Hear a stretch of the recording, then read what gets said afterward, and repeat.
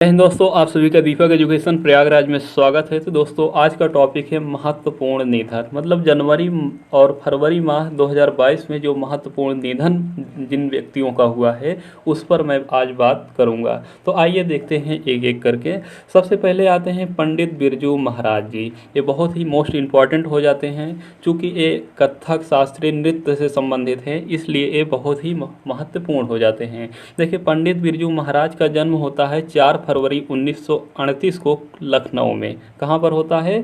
तो 4 जनवरी 1938 में, सॉरी 4 फरवरी 1938 में लखनऊ में पंडित बिरजू महाराज जी का जन्म होता है और मृत्यु होती है 17 जनवरी 2022 को। तो आपको ये केवल जनवरी 2022 ही याद रखना है, 17 नहीं याद रखना है। केवल जनवरी 2022 में बिरजू महाराज जी का निधन हो गया। इनका जन्म कब हुआ था? तो 4 फरवरी 1938 में। कहाँ पर हुआ था? तो लखनऊ में हुआ था।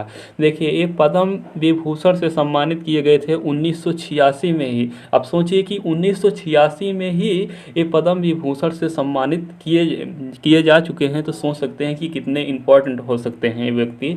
तो पंडित बिरजू महाराज से अगर पूछा जाए किस शास्त्रीय नृत्य से संबंधित है, तो कथक शास्त्रीय नृत्य से ये संबंधित है और एक कहानी कहने वाले व्यक्तित्व थे। और उत्तर भारत का शास्त्रीय नृत्य अगर पूछे कि कौन सा है, तो कथक शास्त्रीय नृत्य है। कौन सा है? कथक शास्त्रीय नृत्य है। या आपसे पूछे कि उत्तर प्रदेश का कौन सा शास्त्रीय नृत्य है, तो कथक शास्त्रीय नृत्य है। शास्त्रीय नृत्यों की संख्या अगर पूछा जाए तो शास्त्रीय नृत्यों की संख्या 8 है।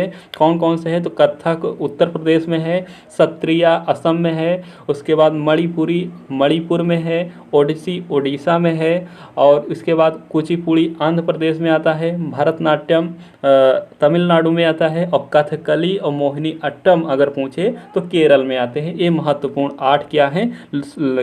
शास्त्रीय नृत्य हैं। तो शास्त्रीय नृत्यों की संख्या 8 है। कौन कौन से हैं? तो कथक है, सत्रिया है, मणिपुर है, ओडिसी है, कुचिपुड़ी है, भरतनाट्यम है, मोहिनी अट्टम है, और इसके अलावा कथकली है। वहाँ पर केरल में कथकली है, उत्तर प्रदेश में कथक है। या आपसे पूछे उत्तर भारत का शास्त्रीय नृत्य, तब भी आपको कथक लगाना है। आइए देखते हैं दूसरे व्यक्तित्व पर। तो दूसरे नंबर पे आती हैं शांति देवी। शांति देवी जी का निधन हो गया 88 वर्ष की अवस्था में।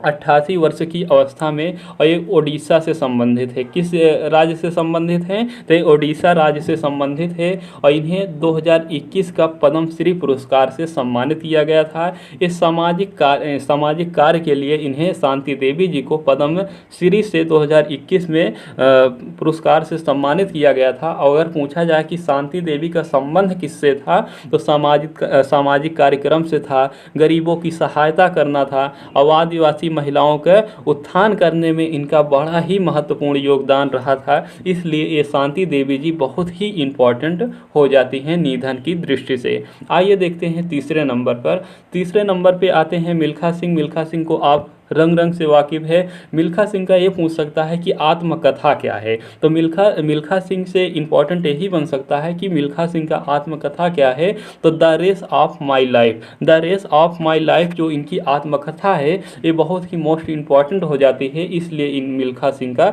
नाम। और आप जानते हैं कि मिल्खा सिंह कितने इम्पॉर्टेंट है, आप जानते हैं पहले से ही। तो मिल्खा सिंह का अगर आत्मकथा पूछा जाए तो the race of my life इनकी आत्मकथा है। ठीक है, मिल्खा सिंह।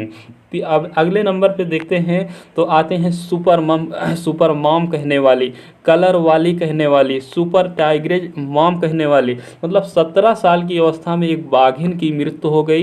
ये एमपी से संबंधित है, पेंच टाइगर रिजर्व में। पेंच टाइगर रिजर्व में बाघिनें रहती थी। इन्हें कई नामों से पुकारा जाता है, सुपर मॉम के नाम से, कलर वाली के नाम से, और सुपर टाइग्रेज मॉम के नाम से इन्हें पुकारा जाता है। इन्होंने क्या किया था कि इन्होंने 29 शावकों को जन्म दिया था, मतलब 29 बच्चों को इन्होंने जन्म दिया था। 29 बाघों को इन्होंने क्या दिया था? जन्म दिया था। इसलिए ये बहुत ही मोस्ट इम्पॉर्टेंट हो जाती हैं। एक अगर पूछा जाए कि सुपर मॉम या कलर वाली या सुपर टाइग्रेज मॉम किसे कहा जाए, कौन है, तो बाघिन है। ये कहाँ की है? तो ये एमपी के पेंच टाइगर रिजर्व से संबंधित है, मतलब यहीं पर पेंच टाइगर रिजर्व में रहती थे। और इनकी 17 वर्ष की अवस्था में मृत्यु हो गई। और पूछा जाए कितने बच्चों का इन्होंने जन्म दिया, तो 29 शावकों का जन्म दिया या 29 बाघों का जन्म दिया। अगले नंबर पे आ जाते हैं आर नागा स्वामी। आर नागा स्वामी इसलिए इम्पोर्टेंट हो जाते हैं कि ये आर्कियोलॉजिस्ट थे। आर्कियोलॉजिस्ट का मतलब पुराविद वेता थे, मतलब हिस्ट्री के जो पुरातात्विद आप पढ़े होंगे तो वही पुरातात्विद के क्या थे, पुरातात्विद थे और ये आर्कियोलॉजिस्ट इन्हें कहा जाता है। इनका निधन हो गया 92 वर्ष की अवस्था में। वर्ष तो आपको ध्यान नहीं देना है, केवल इतना ही ध्यान देना है कि ये किससे संबंधित हैं, किससे संबंधित है। मतलब अगर आर नागा स्वामी से पूछे तो ये आर्कियोलॉजिस्ट से संबंधित है, पुरातात्विक विज्ञान से संबंधित है, तमिलनाडु राज्य से संबंधित है। और ये इंपॉर्टेंट इसलिए भी हो जाते हैं कि 2021 में इन्हें पद्म विभूषण से सम्मानित किया गया था। 2018 में से इन्हें पद्म भूषण से सम्मानित किया गया था। तो 2018 में इन्हें पद्म भूषण से सम्मानित किया गया था और 2021 में इन्हें पद्म विभूषण से सम्मानित किया गया था। इसलिए आर नागा स्वामी बहुत ही मोस्ट इम्पॉर्टेंट हो जाते हैं व्यक्तित्व। इनका निधन हो गया 92 वर्ष की अवस्था में। आर्कियोलॉजिस्ट थे, पुरातात्विकविद थे। और अगले नंबर पे आते हैं मिलना साल्वी। कौन आते हैं, तो अगले नंबर पे आती हैं मिलना साल्विनी। तो मिलना साल्विनी इसलिए इम्पॉर्टेंट हो जाती हैं कि इनका जन्म तो इटली में हुआ था। कहाँ पर, इनका जन्म तो इटली में हुआ था, लेकिन इन्होंने नागरिकता फ्रांस की ली। पहला इंपॉर्टेंट बात यह है कि मिलिना साल्विनी जी ने जन्म लिया था इटली में और इनकी नागरिकता, इन्होंने नागरिकता ली थी फ्रांस की। और देखिए कथकली नृत्यांगना बनी कहाँ की, भारत की। मतलब कथकली कहाँ का शास्त्रीय नृत्य है, तो केरल का शास्त्रीय नृत्य है, केरल का शास्त्रीय नृत्य है। और इन्होंने बहुत ही महत्वपूर्ण भूमिका निभाई नृत्यांगना में मिलिनी साल्विनी, इसलिए इम्पॉर्टेंट हो जाती है। और इम्पॉर्टेंट इसलिए ये हो जाती हैं क्योंकि अंतर्राष्ट्रीय से संबंधित हैं। इटली से, मतलब इटली में इनका जन्म हुआ, फ्रांस में इन्होंने नागरिकता अपनाई और कथकली नृत्यांगना बनी केरल राज्य की, भारत की शास्त्रीय नृत्य की। और 2019 में इन्हें पद्मश्री से सम्मानित किया गया है, इसलिए भी ये इम्पॉर्टेंट हो जाते हैं मिलिना साल्विनी इसलिए भी इम्पॉर्टेंट हो जाती है। तो ये आपको याद रखना है कि जन्म इटली में हुआ था, नागरिकता फ्रांस से लिए, कथकली नृत्यांगना मतलब कथकली शास्त्रीय नृत्य से संबंधित थी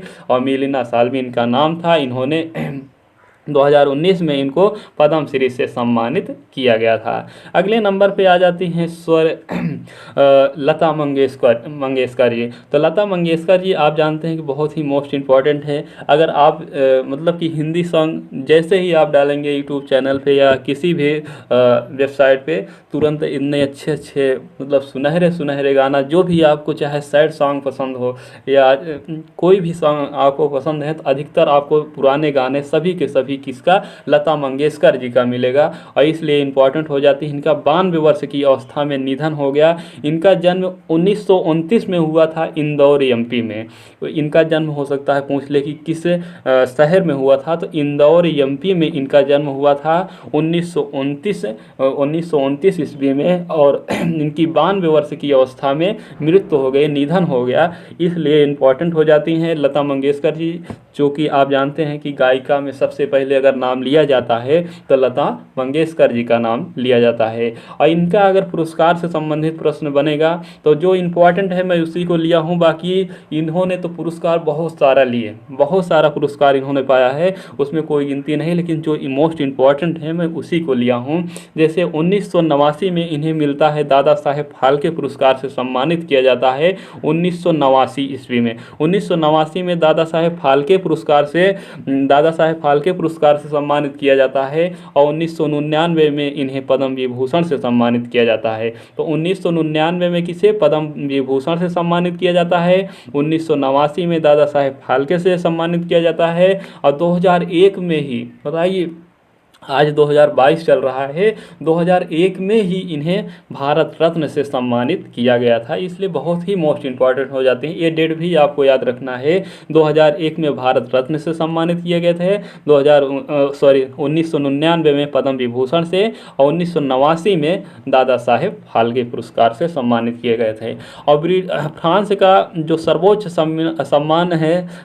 सम्मान है लीज द, जो सर्वोच्च सम्मान सम्मान है कहाँ का, फ्रांस का। उसे लिजदा से भी क्या लता मंगेशकर जी को सम्मानित किया गया था। तो इस तरह से दोस्तों आपने देखा मोस्ट इम्पॉर्टेंट लता मंगेशकर जी हो गई, और इसमें सब इम्पॉर्टेंट ही मैं लिया हूँ, बाकी उस तो बहुत सारे लोगों का निधन हुआ, लेकिन जो मोस्ट इम्पॉर्टेंट थे जनवरी माह के, फरवरी माह के, उन्हीं को मैं लिया हूँ अभी तक। मिलना साल्वी भी इम्पॉर्टेंट हो जाती हैं, चूँकि ये इटली की जन्म हुआ और फ्रांस की नागरिकता और कथकली से संबंधित हैं, इसलिए भी इम्पॉर्टेंट है।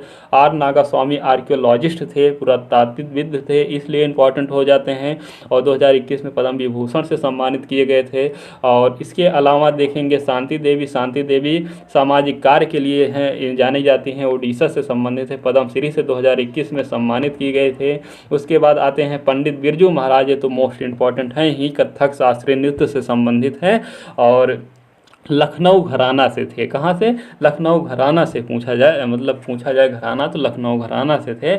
इसके अलावा एक मुन्ना पंडित जी थे। कौन थे? मुन्ना पंडित जी थे, उनका भी निधन हो गया, और वो भी कहाँ से? कथक शास्त्रीय नृत्य से संबंधित थे, ये भी लखनऊ घराने से थे। तो ये भी आप लोग याद करिएगा, ये मैंने लिखने में भूल हो गई, तो आप मुन्ना पंडित जी को भी याद रखिएगा। तो ये भी किससे? कथक से संबंधित है और लखनऊ घराने से ही संबंधित थे। तो इस तरह से दोस्तों एक क्लास आपकी आज की कंप्लीट हुए। आज के लिए इतना ही। थैंक यू, धन्यवाद, शुक्रिया।